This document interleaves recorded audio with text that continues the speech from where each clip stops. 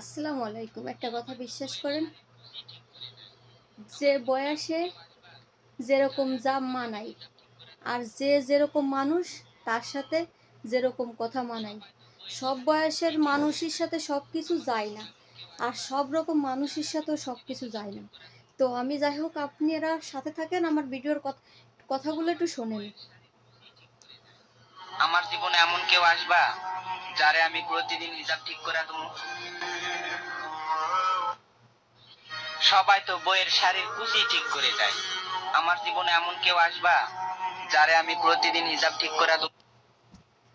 হুজুর, আমি আপনাকে বলতেছি, অনলাইনে 1 মিলিয়ন মেয়েরা আছে। মাশাল্লাহ, আপনারা দেখতে তো মাশাল্লাহ অনেক ভালো। মুখে চাপ দাড়ি রাখছেন, সাদা পাঞ্জাবি পায়জামা পরা, মাশাল্লাহ। তো আপনার সাথে কি এই কথাটা কি যায় যে কেউ কি আসো অনলাইনে, কেউ আসে কি না আসে আপনি জানেন না? আপনার কি জানা নাই যে কেউ আসে কি না অনলাইনে? 1 মিলিয়ন মেয়ে পাবেন আপনি। তো আপনি 1 মিলিয়ন না, 10,000 মেয়েদের হিসাব ঠিক করতে পারবেন আপনি? আর 10,000 মেয়েদের হিসাব ঠিক করার দায়িত্ব কি আপনারা দেবে সবাই? তো আপনারা জ্ঞানালা মানুষ, এরকম পোশাক পরে, এরকম নবীর সুন্নত মুখী চাপ দাড়ি রাইখে যদি এই সমস্ত কথা বলে যদি ভিডিও বানায় ছাড়েন, তো আপনাদের কাছ থেকে সাধারণ মানুষজন, পাবলিক জনগণ কি শিখবে বলেন? কি আশা করবে?